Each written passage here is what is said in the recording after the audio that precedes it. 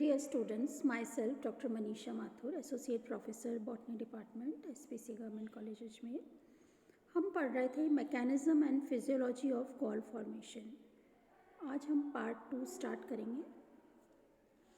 ये आप देखिए कुछ डायग्राम्स हैं जिसमें इंसेक्ट्स द्वारा प्रोड्यूस्ड गॉल्स हैं। These are galls which are produced by insects and mites.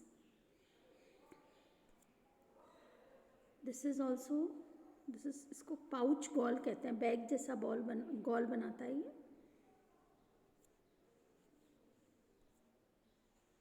These are chewing insects, इनके च्यूइंग टाइप के माउथ पार्ट्स होते हैं। And these are piercing and sucking insects.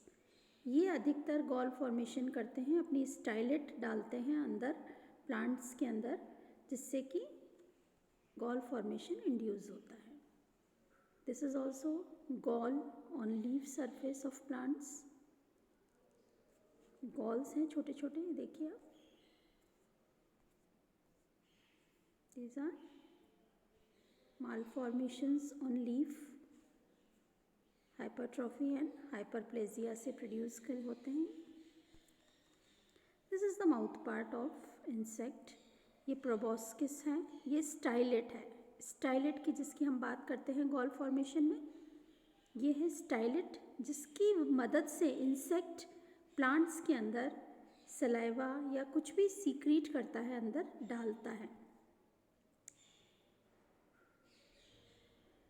Understand? This is labium, maxilla, white tube, narrow tube.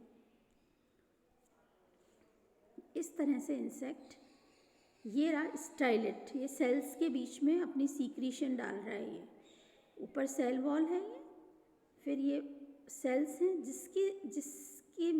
जिसके अंदर stylet की help से अपनी secretion insect अंदर डाल रहा है। Now we come to the topic in continuation, watery saliva. Aphids secrete a watery saliva independent of the stylet sheath. This watery saliva is probably injected during feeding activity only at the times when ingestion is not possible. जब insect किसी plant के ऊपर feed करता है, aphids और insect, तो एक watery saliva secrete होता है साथ में। Salivation ceases when the stylet penetrates a phloem vessel, although it occurs when it penetrates into and withdrawal from plant tissues. जब इंसेक्ट प्लांट्स के अंदर उसको पेनिट्रेट करता है तो सेल्स तक तो सलाइवा सीक्रेट होता है, लेकिन जैसे ही इंसेक्ट फ्लोएम वेसल तक पहुंचता है, फ्लोएम के पार्ट तक पहुंचता है, तो इसका सलाइवेशन सीज हो जाता है, बंद हो जाता है। लेकिन जैसे ही फ्लोएम के वहाँ से विड्रॉ करता है अपनी stylet, then again the salivation increases. Now we come to the plant response to saliva. The gall develop in response to stimulating substances introduced into the plant by the insect. जो भी substance insect plants के अंदर डालता है through its stylet, it enhances और it stimulates the production of gall. In practically all insect galls arises due to response of the insect saliva. More galls develop as abnormal growth from the young insects that develop inside the plant tissue. वैसे तो gall formation होता ही है, लेकिन और ज़्यादा gall formation तब produce होता है, तब डेवलप होता है जब यंग जो इंसेक्ट्स होते हैं वो डेवलप होना शुरू होते हैं प्लांट टिश्यूज़ के अंदर। There is some evidence that the females of certain gall producing insects secrete an irritant that is injected into the plant at the time of oviposition. कुछ एविडेंस है कि कुछ गॉल प्रोड्यूसिंग जो insect होते हैं, उनकी जो फीमेल्स होती हैं वो एक तरह का सब्सटेंस सीक्रेट करती हैं at the time of laying of eggs. Oviposition मतलब एग लेइंग का जब प्रोसीजर हो रहा होता है उस समय वो फीमेल्स एक तरह का इरिटेंट सीक्रेट करती हैं जो कि प्लांट में इंजेक्ट कर दिया जाता है जब वो फीमेल एग ले करती है तब। An enlargement of the tissue take place before the egg has hatched, probably as a result of the injected substance. But the presence of the developing larva is necessary for the formation of the typical gall. अब जब ये जो irritant है ये irritant sales को या tissues को enlarge करता है जब तक कि एग पूरा डेवलप नहीं हो जाता। जैसे ही एग ले होता है तब से ये इनलार्जमेंट शुरू हो जाता है। लेकिन इस इनलार्जमेंट के लिए या इस गॉल फॉर्मेशन के लिए डेवलपिंग लार्वा बहुत ज़रूरी है। प्लांट का इंसेक्ट का जो डेवलपिंग लार्वा है वो प्रेजेंट होना चाहिए उस जगह पे, तभी गॉल का इनलार्जमेंट होता है। It is of interest that alternate generations of certain gall insects may produce different kinds of galls. अलग अलग तरह के galls भी produce कर सकते हैं। Schimmer in 1869 showed that different generations are capable of producing different kinds of galls on the alternative host. अलग अलग host पे अलग अलग तरह के gall produce किए जा सकते हैं। It is generally assumed that the immediate stimulus is brought about by the secretions of the developing larva. Plants के अंदर अलग अलग इंसेक्ट्स अलग अलग तरह के गॉल्स बनाते हैं, लेकिन जो इमीडिएट इफेक्ट है किस तरह का गॉल बनना चाहिए वो डिपेंड करता है कि कौन सा लार्वा उस प्लांट के अंदर डेवलप हो रहा है। उस समय जो डेवलपिंग लार्वा है दैट वो जिस तरह का गॉल फॉर्म करता है उस तरह का गॉल फॉर्मेशन उस प्लांट में होगा।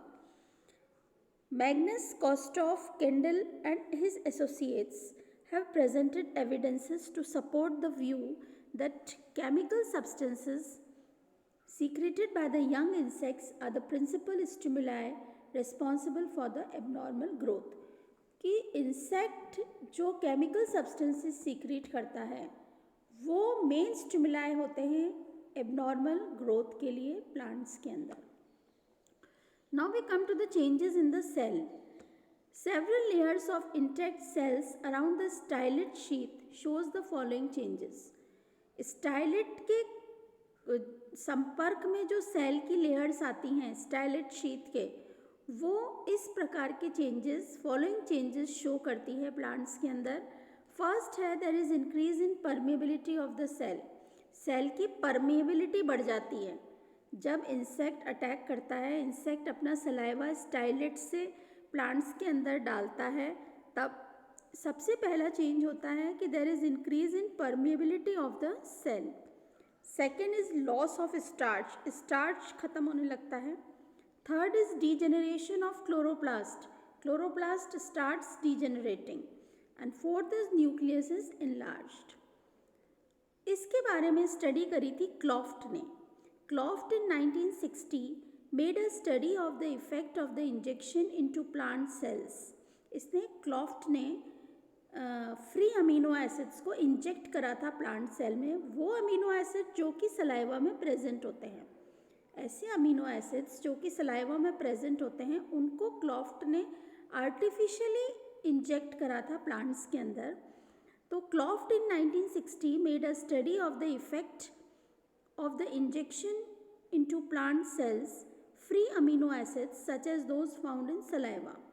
He described streaming of the cytoplasm, increased cell permeability, increased respiration rate and decreased photosynthesis. क्लॉफ्ट ने ये ऑब्जर्व करा कि जब ये आर्टिफिशियली जो फ्री अमीनो एसिड्स डाले, जैसे ही डाले तो साइटोप्लाज्म के अंदर स्ट्रीमिंग चालू हो गई। Streaming started in cytoplasm, increased cell permeability हो गई, सेल की परमेबिलिटी इंक्रीज हो गई, और जो रेस्पिरेशन रेट है प्लांट सेल्स का वो इंक्रीज हो गया। There is increase in respiration rate, और फोटोसिंथेसिस डिक्रीज हो गया and there is decrease in photosynthesis. These effects could account for the toxic reaction of plants to the feeding of some plant bugs. However, simple blockage of the vascular tissues with sheath material could be expected to cause the accumulation of photosynthase and auxin above blocked phloem vessels, producing localized pigmentation.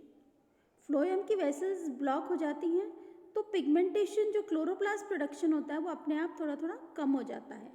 Blockage of the xylem would lead to wilting and Kloft reported that a drop in transpiration accompanies the feeding of bug.